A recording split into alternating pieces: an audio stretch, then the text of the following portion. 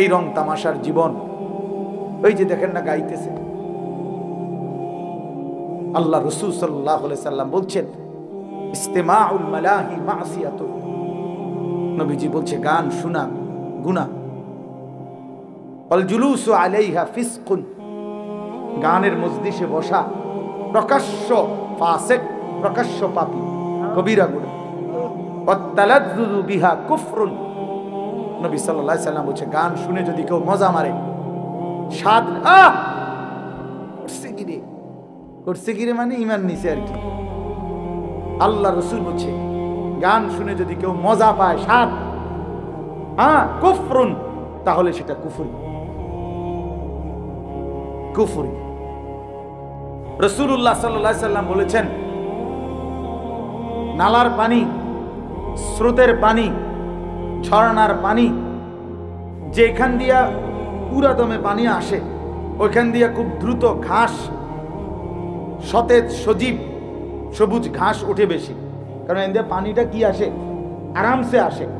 তা আল্লাহ রাসূল সাল্লাল্লাহু আলাইহি সাল্লাম বলেন পানির নালার মুখে যেরকম ঘাস তরু তাজা সতেজ সজীব হয় দ্রুত গতিতে, ঠিক যেখানে গান হয় সেখানে মুনাফিকি খুব দ্রুত গতিতে এরকম দ্রুত তৈরি হইতে থাকে।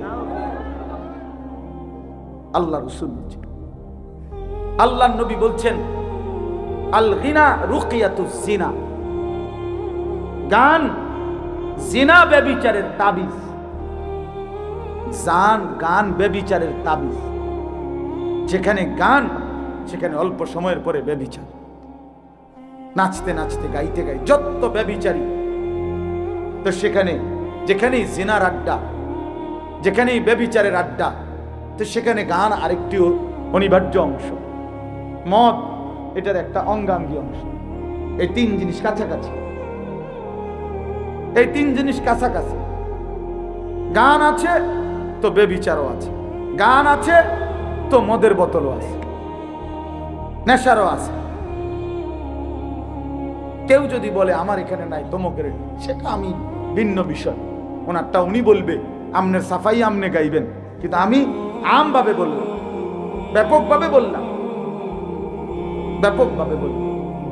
এই জন্য বলতে চাচ্ছি রং তামাশার এই দুনিয়া, খেল তামাশার এই দুনিয়া, আল্লাহ রাসূল সাল্লাল্লাহু আলাইহি সাল্লাম স্পষ্ট হাদিস আছে, একেবারে আল্লাহর কসম, জুমার খুতবার বই আছে আপনার, ওইখানের খুতবার মধ্যে আছে আল্লাহ নবী সাল্লাল্লাহু আলাইহি সাল্লাম বলছেন আমারানি রব্বি বিমাহকিল মাআজিফ ওয়াল মাজামির, আল্লাহ তাআলা আমাকে দুনিয়ায় পাঠিয়েছেন এই আদেশ দিয়ে যেন আমি বাদ্যযন্ত্র ধ্বংস করি, ভেঙে ফেলি। বাদ্যযন্ত্র ভাঙার জন্য আল্লাহ তাআলা নবীকে পাঠিয়েছেন, এটা নবীজির আগমনের একটা উদ্দেশ্য। অতএব ধর্মের নামে, ধর্মের নামে, ধর্মের নামে, বুজুর্গের নামে, যে কোনো কারো নামে যেখানেই বাজনা বাজবে সেখানেই সেটা গুনাহ, গুনাহ, গুনাহ, গুনাহ। এটা নাফরমানি, নিঃসন্দেহে নাফরমানি, নিঃসন্দেহে নাফরমানি, কোন সন্দেহ নেই। এজন্য নওজোয়ান তোমাদেরকে মোবারকবাদ, কানের আড্ডা ছেড়ে কোরআনের আড্ডায় আসছো, কোরআনের কথায় আসছো।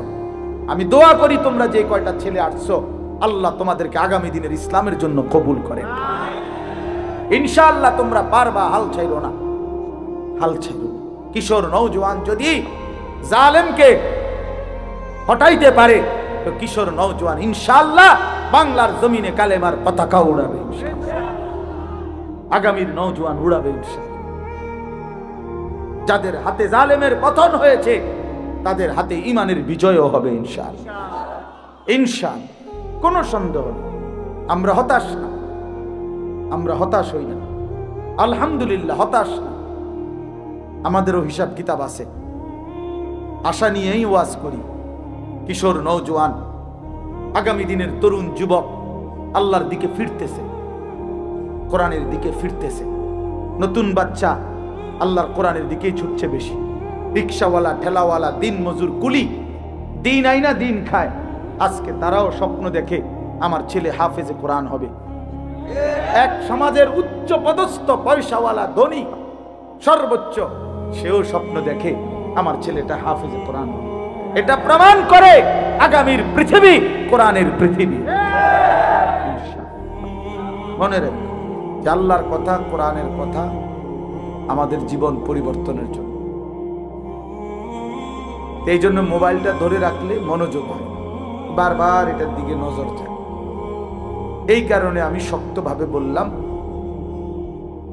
বরং তোমরা ছেলেরা যারা দাঁড়ায় আছো, দেখো যে কষ্ট করে বসার কিন্তু জায়গা আছে। যে যেটুকুই শোনো ভাই, বসে শোনো। মনে করো তুমি 10 মিনিটেই শুনলে, আমার কোনো আপত্তি নেই, তো 10 মিনিট বসে শোনো। এই পিছনে জায়গা আছে, এখানে দাঁড়ায় না থেকে পিছনে যাও, বসে শুনলে আল্লাহর কথা আদব হয়। জুতা পায়ে আল্লাহর কথা শোনা আদব পরিপন্থী। হ্যাঁ, এটা কোরআনুল কারীমের মধ্যে আল্লাহ তাআলা মুসা আলাইহিস সালামকে বলছে। আমরা সবাই জানি এটা, যে মুসা নবীর সাথে আল্লাহ তাআলা প্রথম যেদিন তুর পাহাড়ে কথা বলছেন, সেদিনই আল্লাহ বলছে প্রথম দিন, ফাখলানা আলাইকা, মুসা তোমার জুতা খুলে ফেলো। এরপরে আল্লাহ তাআলা ওনার সাথে কথা বলছে। তার মানে আল্লাহর কথা শুনবার আদব জুতা খুলে বসে পড়া। হযরত জিবরাইল আলাইহিস সালাম, আপনারা আমার দিকে তাকান, ছেলেরা এমনিই শুনবে ইনশাআল্লাহ। তো জিবরাইল আলাইহিস সালাম, হাদিসের মধ্যে আছে, যতবার তিনি নবী সাল্লাল্লাহু আলাইহি সাল্লাম এর কাছে মানুষের আকৃতিতে আসছেন, জিবরাইল নবীজির কাছে দুই ভাবে আসতেন। কখনো অদৃশ্যভাবে আসতেন, যেটা নবীজি টের পাইতেন, সাহাবীরা দেখতো না, বুঝতো, নবীজির চেহারা দেখে বুঝতো জিবরাইল আসছে।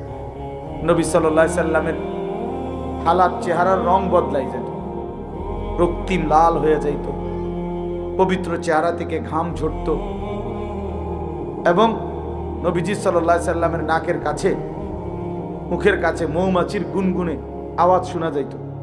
সাহাবীরা বুঝতেন জিবরাইল আসছে, কোরআন নাজিল করছে। তো এটা ছিল একটা।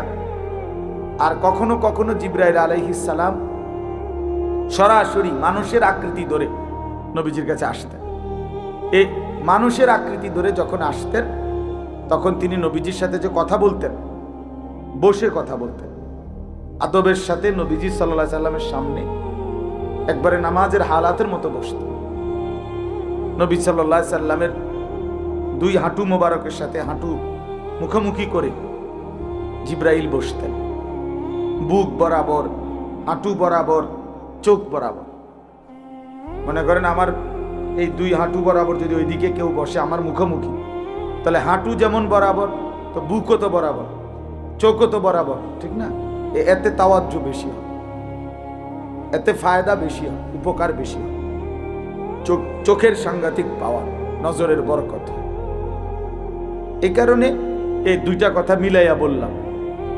একটা হলো আল্লাহর কথা শুনতে বসতে হয়, জুতা খুলতে হয়। এজন্য দাঁড়াইয়া আল্লাহর কথা শোনা আদব না। হ্যাঁ, একান্ত নিরুপায়, জায়গা কোনোভাবেই আর নাই, অথবা জায়গাটাই এমন যে দাঁড়ানো ছাড়া উপায় নাই, এমন কোনো পরিস্থিতি হতেই পারে। তো সেটা তো বিশেষ কারণ, তার জন্য দাঁড়ায় থাকলে অন্য বিষয়।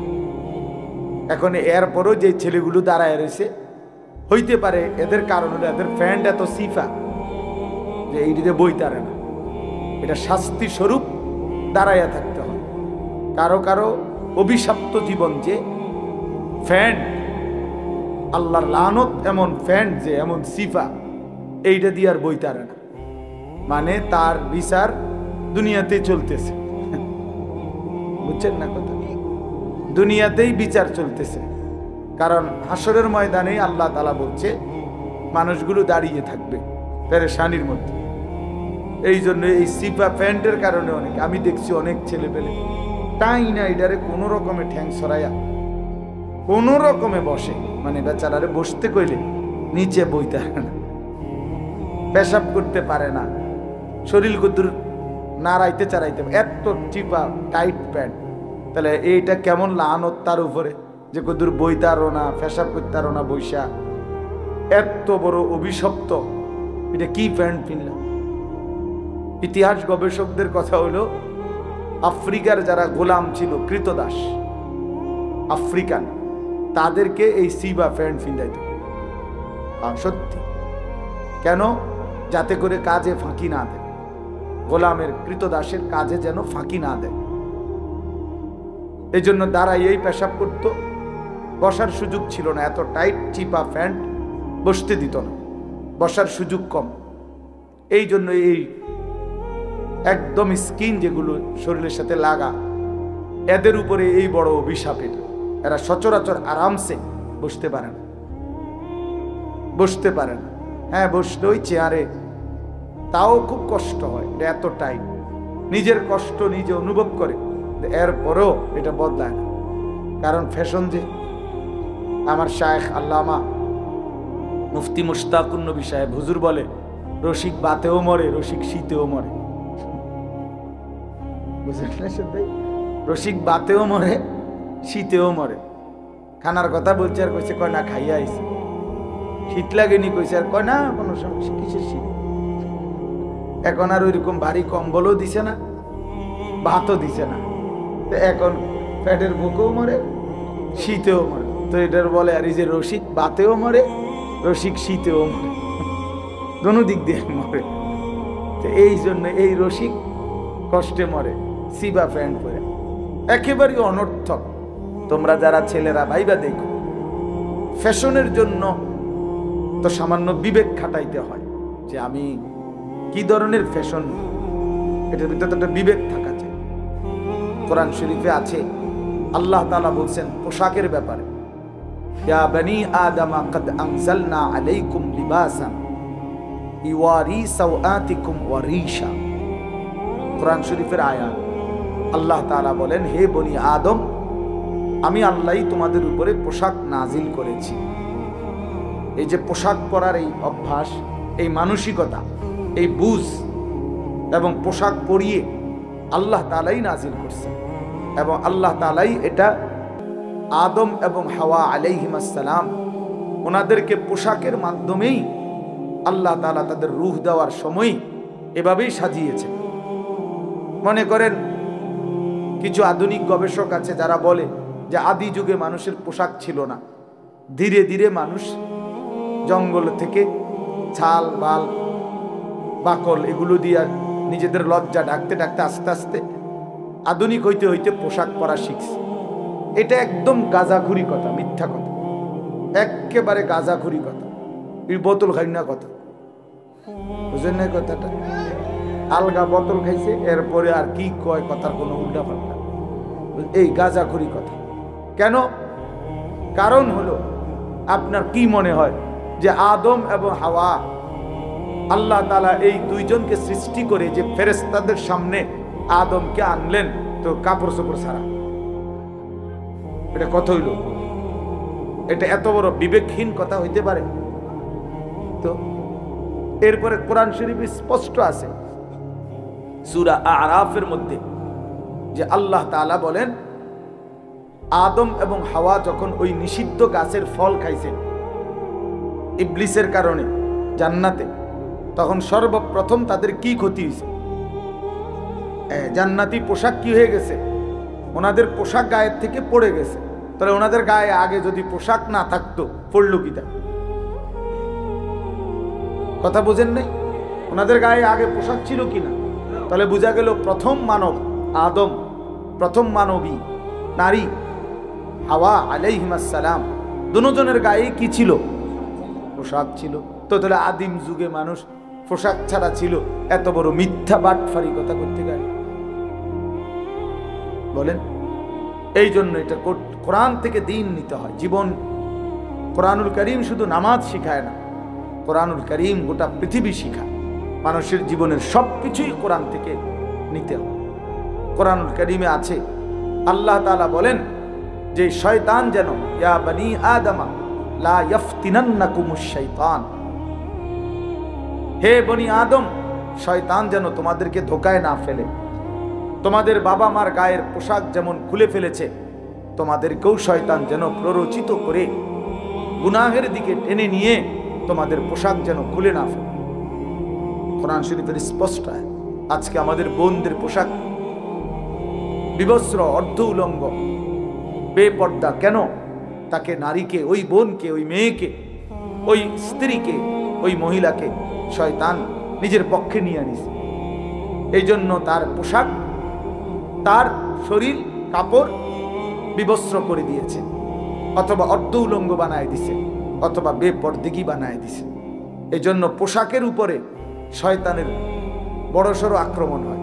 অর্থাৎ শয়তান যে পরিমাণ ওয়াসওয়াসা দেয়, এক্ষেত্রে একটা অন্যতম হলো শয়তান তার অনুসারীদেরকে আল্লাহ রসুলের সুন্নাহ বহির্ভূত পোশাক পরতে উদ্বুদ্ধ করে। কথা বুঝছেন? এই জন্য এটা মনে রাখা দরকার। এটা মনে, আল্লাহ কোরআনে বলছেন পোশাক আমি নাজিল করেছি। ইওয়ারি সাওআতিকুম ওয়ারিশা। কেন নাজিল করলাম? দুই উদ্দেশ্যে। আল্লাহ বলছেন পোশাক দিলাম দুই কারণে। মানুষ যে পোশাক গায়ে দেয় কেন? আল্লাহ বলছে দুইটি উদ্দেশ্য। এক, এটা তোমাদের লজ্জা ঢাকবে। দুই, ওয়ারিশা, এটা তোমাদের সৌন্দর্য বর্ধন করবে। এক নাম্বার, তোমাদের লজ্জা ঢাকবে। দুই নাম্বার, তোমাদের সৌন্দর্য বর্ধন করবে, সৌন্দর্যের উপকরণ। তাহলে লজ্জা ঢাকবে, সতর ঢাকবে। তাহলে এক পুরুষের কোমর থেকে নিয়ে হাঁটু পর্যন্ত তার পূর্ণ সতর। আর এটা যদি শরীরের এই অঙ্গ, রান, পিছনের অংশ যদি কাপড় পরার পরে, প্যান্ট পরার পরে বুঝাই যায়, তো সতর ঢাকলো করি? এটার তো দৃশ্যমানে বুঝাই যায় শরীরটার গঠন কেমন, স্বাস্থ্যের ফিগার কেমন, এটা তো বুঝাই গেল পুরা। তো সতর ঢাকলো করি? সতর ঢাকলো করি? এই জন্য তাফসীরের মধ্যে স্পষ্ট আছে, কোন ব্যক্তির সতর ঢাকা মানে শুধু কেবল কাপড় দেওয়াটা লাগানো না, বরং কাপড়টা এই জন্য লাগানো যেন সতরের অবয়ব বোঝা না যায়। তাহলে নারীর তো পুরা দেহ সতর। এই জন্য নারীর পোশাক এতটা ঢিলে ঢালা হওয়া উচিত যেন তার শরীরের অঙ্গ প্রত্যঙ্গের অবস্থান বোঝা না যায়। তাইলে সেটা পোশাক হবে না, সেটা উলঙ্গই। হাদিসের মধ্যে আছে, আল্লাহর নবী সাল্লাল্লাহু আলাইহি ওয়াসাল্লাম বলেন, নিসাউন কাসিয়াতুন আরিয়াতুন, কিছু নারী হবে এমন যারা পরেছে তো পোশাক কিন্তু তারা উলঙ্গ। সরাসরি হাদিস। কাসিয়াতুন আরিয়াতুন, এমনি তো দেখতে মনে হয়েছে পোশাক গায়ে দিছে, কিন্তু আসলে তারা উলঙ্গ। আরিয়াত মানে উলঙ্গ। মাইলাতুন মুমিলাতুন, যারা নিজেকে, পর পুরুষকে নিজের দিকে আকর্ষণ করে, পর পুরুষও তাদের দিকে আকর্ষিত হয়। লা ইয়াজিদনা রিহাল জান্নাহ, আল্লাহর নবী সাল্লাল্লাহু আলাইহি সাল্লাম বলেন তারা জান্নাতের ঘ্রাণও পাবে না। জান্নাতের ঘ্রাণও পাবে না। যদিও জান্নাতের ঘ্রাণ 500 বছরের রাস্তা থেকেই নাকে লাগে, কিন্তু এর পরেও এই নাফরমান নারী 500 বছরের রাস্তার দূরে থাকলেও জান্নাতের ঘ্রাণও পাবে। এই মানে পোশাক পরেও যে উলঙ্গ। বেপর্দা নারী পোশাক তো পরে কিন্তু উলঙ্গ। উলঙ্গ জামা তো গায়ে দিছে, রঙ্গিলা বোরকা তো একটা পড়ছে, কিন্তু এতটা টাইট যে তার অঙ্গ প্রত্যঙ্গ বোঝা যায়। তো পর পুরুষ তো আকর্ষণ হয়, কিন্তু তার জাহান্নাম নির্ধারণ। নিজের আখেরাত বরবাদ হয়, আখেরাত বরবাদ। যুবকের চরিত্র নষ্ট হয়, আর এই নাফরমান নারীর আখেরাত বরবাদ। এই জন্য বন্ধু, কথার প্রসঙ্গ দেখে এটা বললাম আর কি, যে আল্লাহ তাআলা বলছে পোশাক আল্লাহ দিয়েছেন। এই জন্য কোনো কাফের বেঈমান থেকে পোশাকের ডিজাইন নিতে নাই। আমরা যারা মুসলমান বেঈমানের পোশাক পরবে কেন? পোশাক মামুলি কিছু না, এটা মামুলি বিষয় না যে পোশাক একটা ফিনলেই হলো হুজুর এগুলা নিয়েও এত মাথা কামান কেন? না না, এটা তো গুরুত্বপূর্ণ বিষয়। কোরআন শরীফে আল্লাহ বলছেন ওয়ালিবাসুত তাকওয়া যালিকা খাইর। এরপরে আল্লাহ বলেন মুত্তাকির পোশাক, তাকওয়ার পোশাক, এটাই হচ্ছে সর্বোত্তম। এ কথার দুই অর্থ। এক অর্থ হলো যে তার জীবনকে তাকওয়ার মাধ্যমে সাজাবে, গুনাহ মুক্ত হয়ে আল্লাহর হুকুমের মাধ্যমে জীবনটা সাজাবে, সে যেন নিজেকে তাকওয়ার পোশাক দিয়ে সাজালো, এটাই সর্বোত্তম। আরেকটা হলো যুগে যুগে যারা মুত্তাকি, আল্লাহওয়ালা, দিনদার, ফরহেজগার, তাদের পোশাক যেটা, সেটা সর্বোত্তম, সর্বোত্তম। তাইলে এখন এই সিবা ফ্যান্ট এটা মুত্তাকিদের পোশাক? বলো ভাই, আল্লাহওয়ালাদের পোশাক? ওমর ফারুক ভাই বলছে, আমি শুনতেছি যে আমি শক্ত কথা কই, আজকে আর শক্ত কিছু কইতাম না, নিয়ত করছি, যা ভালো হয়ে গেলাম, আমি ভালো হয়ে গেলাম, জান তোমরা যখন ভালো হও না আর কি করে কোন। এই জন্য আর নরম করে, এই জন্য এই দেখেন না এতক্ষণ কত নরমে কইলাম, আর কেমনে নরমে কইতাম। তার মানে বুঝাইতে চাইলাম ভাইয়া, আমরা এটা বুঝাইতে চাইলাম যে আল্লাহ তাআলা বলছেন পোশাক গুরুত্বপূর্ণ, পোশাক গুরুত্বপূর্ণ। পোশাক আল্লাহ বলেন আমি নাজিল করেছি। দেখে ছেলেরা, তোমরাও শোনো ভাই, আল্লাহ তাআলা কোরআনে বলছে আমি কোরআন নাজিল করেছি। যেটা আল্লাহ নাজিল করে সেটা দামি, যেমন কোরআন। আল্লাহ বলেন আমি বৃষ্টি নাজিল করেছি, ওয়া আনজালনা মিনাল মু'সিরাতি মাআন সাজ্জাজা। আল্লাহ বলেন আমি মেঘমালা থেকে আমি আল্লাহ তাআলা অঝরে বৃষ্টি নামাই, নাজিল করি, লিনুখরিজা বিহি হাব্বান ওয়া নাবাতা। আর এরপরে আমি জমিন থেকে শস্য, বীজ, উদ্ভিদ, চারা এগুলো উৎপন্ন করি। ওয়া জান্নাতিন আলফাফা, ঘন বাগান, ফলের, ফসলের, ফুলের আমি আল্লাহ তাআলা এই জমিনের মধ্যে থেকে বের করে আনি। তো আমি আসমান থেকে বৃষ্টি নাজিল করি। আনজালনা ওয়া আনজালাল ফুরকান, আল্লাহ বলেন তিনি আল্লাহ কোরআন নাজিল করেছেন। ফুরকান মানে কোরআন। ঠিক এরকম ভাবে আল্লাহ তাআলা বলেন যে লোহা, আল্লাহ তাআলা বলছেন লোহা আল্লাহ তাআলা নাজিল করেন। ওয়া আনজালনাল হাদিদ ফীহি বাসুন শাদীদ। আল্লাহ তাআলা বলেন আমি লোহা নাজিল করি। কে নাজিল করে? আল্লাহ। এই জন্য গোটা পৃথিবীর, খেয়াল করে দেখেন, গোটা পৃথিবীর সমস্ত প্রযুক্তি, আধুনিকতার যত উপকরণ, মানুষের দুনিয়ার সুখের জন্য, আরামের জন্য, সহজতার জন্য যত উপকরণ তৈরি হইতেছে, সব কিছুর মধ্যে লোহার অংশগ্রহণ, সব কিছুর মধ্যে স্টিল, লোহা, পাত এগুলোর অংশ আছে এই আমাদের সমস্ত কিছুর মধ্যে। তাহলে এটা ভীষণ একটা উপকারী জিনিস, ভীষণ উপকারী জিনিস। এই পৃথিবীর আধুনিকতার সব কিছু তৈরি হইতেছে, তার মধ্যে একটা মৌলিক অন্যতম উপাদান লোহা। লোহা, এই লাখ হাজার হাজার বিল্ডিং, তো এগুলো সব লোহা না হইলে, এই স্টিল না হইলে কেমনে হইব? এই রড না হইলে কেমনে হবে? আল্লাহ তাআলা বলেন বাসুন শাদীদ, এর মধ্যে ভীষণ শক্তি আছে লোহার মধ্যে, লোহার মধ্যে। তো যেটা আল্লাহ নাজিল করে সেটা দামি হয়, গুরুত্বপূর্ণ হয়। তাহলে আল্লাহ বলেন কোরআন আমি নাজিল করেছি, এটা গুরুত্বপূর্ণ। বৃষ্টি আমি নাজিল করি, এটা গুরুত্বপূর্ণ। লোহা আমি আল্লাহ নাজিল করেছি, এটা অত্যন্ত গুরুত্বপূর্ণ। ঠিক আল্লাহই বলছেন কাদ আনজালনা আলাইকুম লিবাসান, আমি পোশাক নাজিল করেছি, অতএব এটা গুরুত্বপূর্ণ। এটা জানতেন, একটা কিছু ফিনলেই হইল না। যে কোনো কারো বেঈমান কাফের মুশরিকদের দেখে দেখে ভাইয়া একটা কিছু পড়লেই হলো। মুসলমান এত ফালতু হয় না, মুসলমান এত অল্পতে হেরে যায় না। যেই কোনো কাফের বেঈমান, ইহুদি, খ্রিস্টান, হিন্দু, বৌদ্ধ, নাস্তিক, মুরতাদে যেটাই আমারে দেখাই দিল, আমি এটাই পড়লাম, এটাই পড়লাম। মহিলাদের নেশাই এটা। বাজারে মার্কেটে গিয়ে নতুন কি আসছে, নতুন ডিজাইন কি, নতুন মডেলের কাপড় কি, আহা কার থেকে মডেল নিল, কার থেকে মডেল?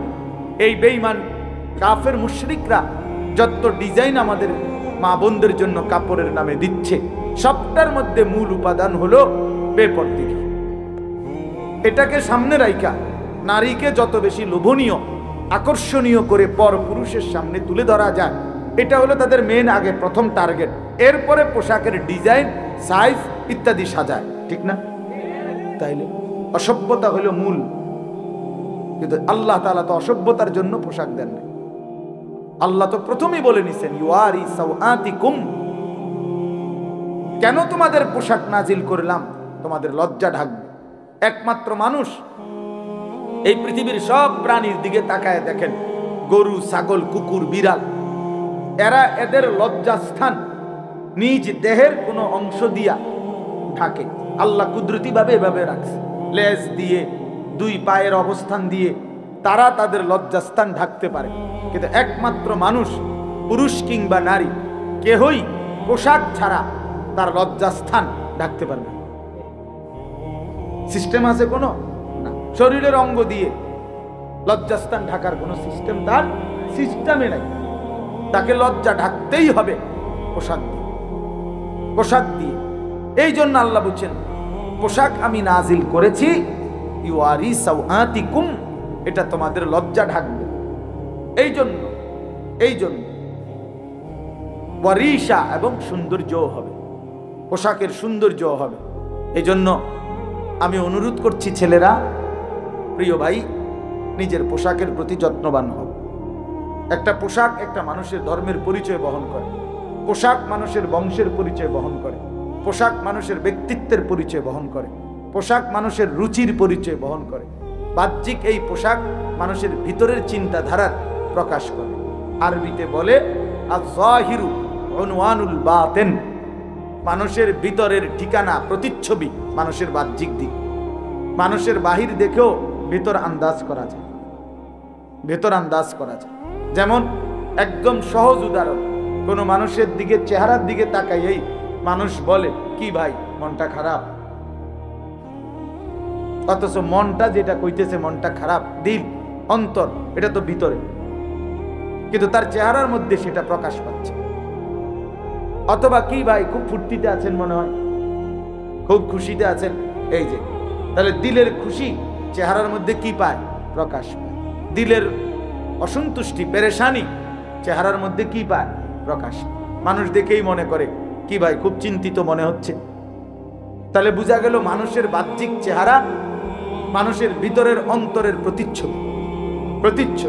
ঠিক তেমনি ভাবে তুমি যুবক, তোমার চেহারা, তোমার চুল, তোমার লেবাস, তোমার পোশাক, এটা তোমার ভিতরের ঈমানের প্রতিচ্ছবি।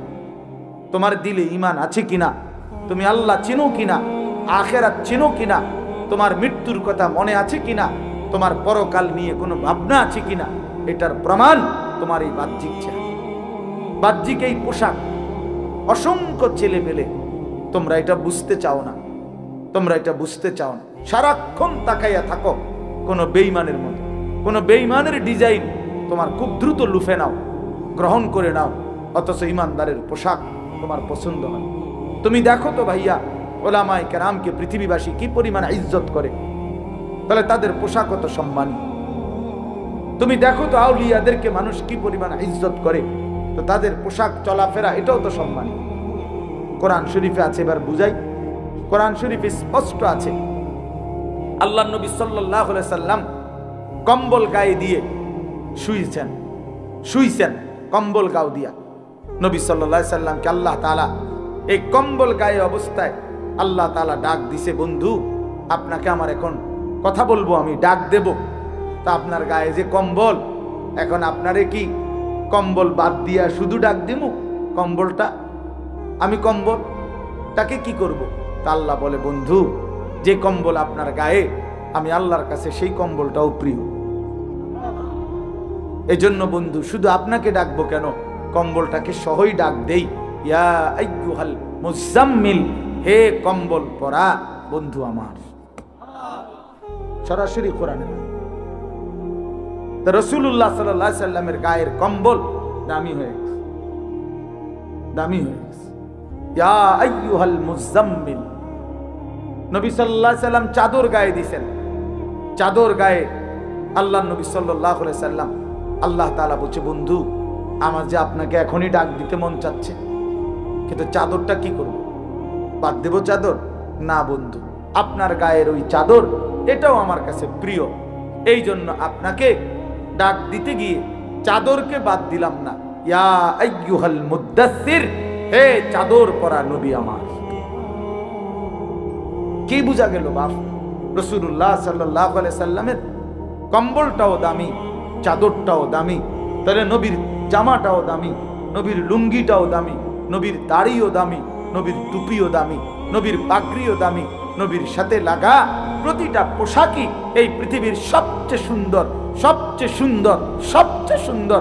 বাকি তোমরা যারা বেঈমানের মতো সাজলা গুজলা, তোমরা ভুল করলা, ব্যর্থ হইলা, ফ্যাশনের নামে, সৌন্দর্যের নামে জাহান্নামের আগুন নিজের গায়ে লাগায়,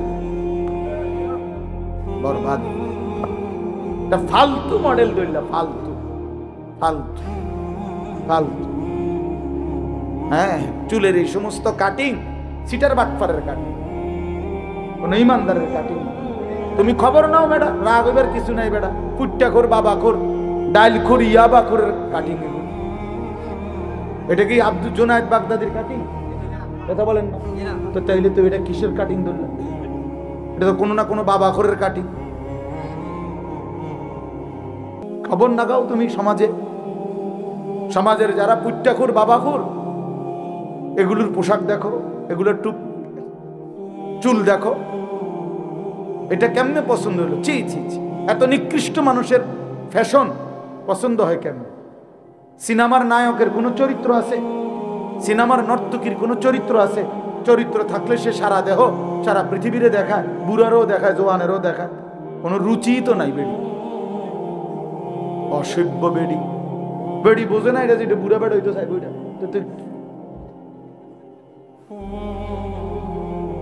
কথা বলেন, আত্মসম্মান থাকলে যে এটা আমার আল্লাহ একটা সৌন্দর্য দিছে, এর লাগে এটা কি ফতে কাটে মানুষে দেখবো এটা? তাহলে বুঝা গেল রুচিহীন এরা, এরা রুচিহীন, বর্বর এরা। এই জন্য আল্লাহ তাআলা বলছেন, বাপ লিবাসুত তাকওয়া যালিকা খায়র, মুত্তাকির পোশাক উত্তম, মুত্তাকির পোশাক উত্তম। আল্লাহর নবী সাল্লাল্লাহু আলাইহি সাল্লামের এক সাহাবী হযরত বারা ইবনে আযিব রাদিয়াল্লাহু তাআলা আনহু, তিনি বর্ণনা করেন, নবীজি সাল্লাল্লাহু আলাইহি সাল্লাম একদিন একটা চাদর পরে বসছেন, চাদর গায়ে। তো উনি বলেন চাদরটার মধ্যে এরকম লাল লাল ডোরা কাটা, মানে লাল লাল সুতা ছিল আলাদা, একটু একটু সুতা লাল লাল, বাকি চাদরটা পুরা লাল না। চাদর হয়তো অন্য কালারের, কিন্তু ওই যে দেখো, ওই যে ছেলের মাফলারটার মধ্যে একটু লাল রং আছে না, এরকম কথার কথা, লাল পারওয়ালা, আমাদের রুমাল সাদা লাল মিশাই আছে না, এরকম। তো লাল ডোরা কাটা, লাল সুতার পারওয়ালা একটা চাদর গায়ে দিছে নবীজি সাল্লাল্লাহু আলাইহি সাল্লাম। মাথায় বাবরি চুলে, ওই ঠিক ওই টাইমে মাথায় বাবরি চুল খোলা, মানে হয়তো কোনো কারণে টুপি খুলছেন নবীজি, তো মাথা খোলা, বাবরি চুল, গায়ে এরকম লাল পাড়ওয়ালা চাদর। হযরত বারা ইবনে আযিব বলেন, আমি শুধু একটা নজর তাকাইলাম নবীজির দিকে, তাকায়া উনি বলেন, খোদার কসম, আমি আমার দুই নয়নে এরকম লাল চাদর পরিহিত, লাল পাড়ওয়ালা এবং বাবরি চুল বিশিষ্ট এবং সুন্দর প্রিয়জন আর কাউকে দেখি। মা রাআইতু মিন যী লিম্মাতিন ফি হুল্লাতিন হামরা আহসানা মিন রাসূলিল্লাহ সাল্লাল্লাহু আলাইহি ওয়াসাল্লাম। বাবরি চুলওয়ালা, লাল পাড়ওয়ালা চাদর পরিহিত রাসূলের চাইতে সুন্দর আমি বারা আমার দুই নয়নে কাউকে দেখি।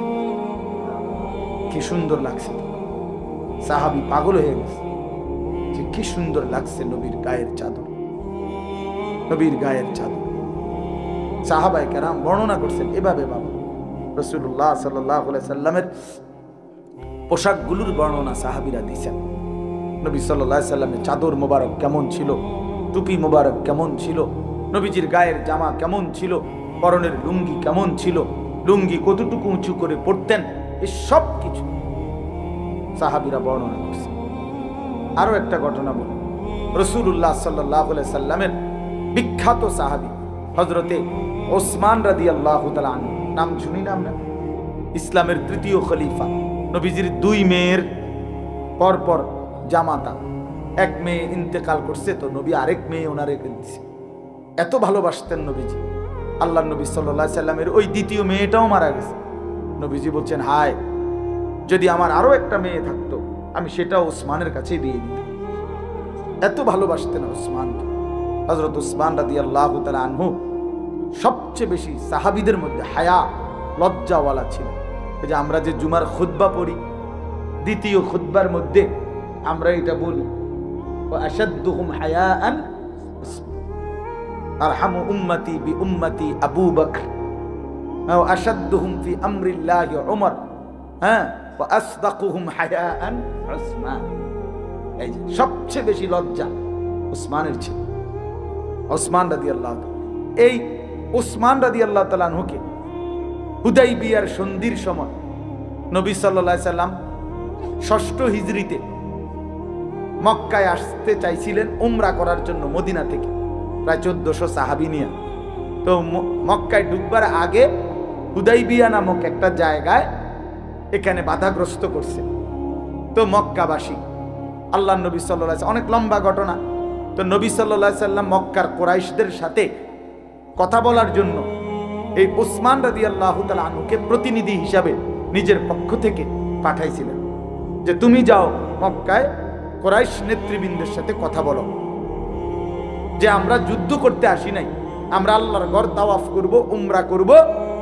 ২-৩ ঘন্টার কাজ, উমরা করতে 3 ঘন্টা লাগে না। ওই যে এরশাদ ভাই উমরা করে মাত্র আসছে, এই 1-2 দিন হয়েছে। তাজা আমার উমরা করে আসার পরে আজকেই প্রথম দেখা হয়েছে আমার সাথে। তো আল্লাহ কবুল করেন। তো এই রাসূলুল্লাহ সাল্লাল্লাহু আলাইহি সাল্লাম ওনাকে বললেন তুমি গিয়ে বুঝাইয়া বলো তাদেরকে যে আমরা এইবার যুদ্ধ করতে আসি নাই, বদরের যুদ্ধ করছি, উহুদের যুদ্ধ করছি, আগেও যুদ্ধ করছি, যুদ্ধ হইতে পারে তোমাদের সাথে কিন্তু সেটা ঘোষণা দিয়া, কিন্তু এখন আসছি আমরা আল্লাহর ঘর তাওয়াফ করতে, তোমরা আমগরে বাধা দিও না। এই তখন আমার বলার উদ্দেশ্য হলো উসমান রাদিয়াল্লাহু তাআলা আনহু তখন রওনা দিছে এই দূত নবীজির প্রতিনিধি হিসাবে মক্কা ঢুকতে। তো ঢুকবার সময় মক্কার কুরাইশদের একজন নেতা ছিল আবান ইবনে সাঈদ। উনি ছিলেন উসমান রাদিয়াল্লাহু তাআলা আনহুর চাচাতো ভাই। উনি আগায় আসছে উসমানকে নেওয়ার জন্য, যদিও উনি কাফের, কিন্তু উনি আগায় আসছে কি নেওয়ার জন্য? মনে করেন আমারে একটু আগায় আনছে না সাথীরা, তো একটু আগায়া গেছে উনি। আগায়া যখন গেছে কুরাইশ নেতৃবৃন্দের কাছে আনবে, আবু জাহেল আবু লাহাবদের কাছে। আবু জাহেল নাই, তো মরিয়া গেছে আগে, যারা আসিল তারার কাছে। তো এরা এই যখন উনি আসছে, আসছে কুরাইশ নেতা উসমানের সামনে, তখন উসমান রাদিয়াল্লাহু তাআলার দিকে তাকাইছে। সে তাকাইয়া দেখছে উসমান রাদিয়াল্লাহু তাআলার পরনের লুঙ্গিটা টাকনুর মানে হাঁটুর গোড়া যে গোড়ালি এটার অনেক উপরে, টাকনুর উপরে আর কি। তো এই আবান এ তো কাফের সর্দার, সে বলতেছে ওসমান তুমি এটা কি পড়লা, লুঙ্গি এটা রে এত উপরে উড়াইলা কেন? হায় হায়, তুমি কি জানো না আমাদের কুরাইশদের মধ্যে যারা যত সম্ভ্রান্ত নেতা, যত উচ্চ পদস্থ, তার পরনের এই লুঙ্গি তত নিচে ঝোলে, যত বেশি রাস্তা ঝাড়ু দেয় তত বড় লিডার। লিডার মানেই তো জনসেবা যে করে, তা তাইলে যিনি নিজের প্যান্ট দিয়ে রাস্তা ঝাড়ু দেয় উনি বড় লিডার হবে না তো কে বড় লিডার হবে? বুঝেন না? যে এই জন্য তুমি তো জানোই টাকনুর নিচে যত কাপড় তত আমাদের মধ্যে তত বড় নেতা। এখন তুমি যে টাকনুর এত উপরে উঠাই ফেলছো লুঙ্গি, তো তোমার অবস্থা কি হবে? তোমারে তো তারা সামান্যতম মূল্যায়ন করবে না, বুঝবে ইসলাম গ্রহণ করার পরে তোমার কোনো পদে নাই, তোমার কোনো পদে নাই, তুমি মেম্বরও না, পদে নাই, তোমারে মূল্যায়ন করবে না। কাজে তুমি তোমার ধর্মের ইজ্জতের জন্য এই কথাটা খেয়াল করে তুমি লুঙ্গি আরো নিচে নামাও, টাকনুর নিচে নামাও, তাইলে কুরাইশরা তোমারে দেখলে মনে করবে তুমি বড় নেতা, সিনিয়র ব্যক্তিত্ব। তখন তোমার কথার ওজন হবে। আমরা স্পষ্ট কিতাবে পড়ছি, আল্লাহর কসম, নবীর সাহাবী তখন বলছে লা ওয়াল্লাহি হাকাদা ইজারু নবিয়িনা সাল্লাল্লাহু আলাইহি ওয়াসাল্লাম। বলছে বেঈমান না বেটা, 100টা আমি নামাবো না, ওয়াল্লাহি আল্লাহর কসম এরকমই আমার রসুলের পবিত্র লুঙ্গি। হাকাযা আমার রসুলের লুঙ্গি মুবারক তিনি এভাবেই পড়েন টাকনুর উপরে। কাজে আমার নবীর চাইতে বড় দামি সম্মানী তোদের কোনো বেঈমানের বেল আসে নিবে না। কাজে আমি আমার রসুলের যে লুঙ্গি মুবারক দেখছি যেভাবে পড়ে, আমি তার থেকে এক চুল নিচে নামাবো। এই পোশাকের গুরুত্ব বাপ দেখেন, আমি এতটা মনে করে আসি নাই, কেন জানি মনে পড়লো এতটি কথা। আশ্চর্য না, এটা আমার কোনো উদ্দেশ্য নাই, এটা আমি তো অন্য সূরা পড়ছি, কিন্তু এতগুলো কথা নিজের আল্লাহর পক্ষ থেকেই মনে আসছে যে পোশাকের সৌন্দর্য। সাহাবায়ে কেরাম পোশাকের ক্ষেত্রে পর্যন্ত নবীজির অনুসরণটা কিভাবে করছেন ভাই, কিভাবে করছেন। আরেকটা উদাহরণ শেষ বলি, তাহলে আমার আয়াতের তর্জমা বলবো। এরপরে হযরত ওমর রাদিয়াল্লাহু তাআলা আনহু, এবার উনার কথা শোনেন। যুবক ভাই তোমরা গ্রহণ করার নিয়তে শোনো। এক তো হইল বন্ধু, আমি প্রতিদিন বলি, আমি নিজেও পেরেশানি বোধ করি, জনপ্রিয়তা দিয়া তো ভাইয়া তেমন কোনো কাজ হবে না। প্রিয় ভাই আমার, আমি নিজেও এটা নিয়ে চিন্তিত। মালিকের ইচ্ছা হইছে তো মালিক শ্রোতা আল্লাহর কথা শুনতে চাচ্ছে, কিন্তু মনে করো জনপ্রিয়তার কারণে আসলে যে এই হুজুর এখন একটু জনপ্রিয়, এই হুজুরের ওয়াজ এখন কেউ শুনতে চায়, এই জন্য আইলাম, হুজুর চাইলাম উনি মনে কয় কিছু কথা, এই তাইলে তো বাবা লাভ হবে না। আমার জনপ্রিয়তা দিয়া তোমার কি?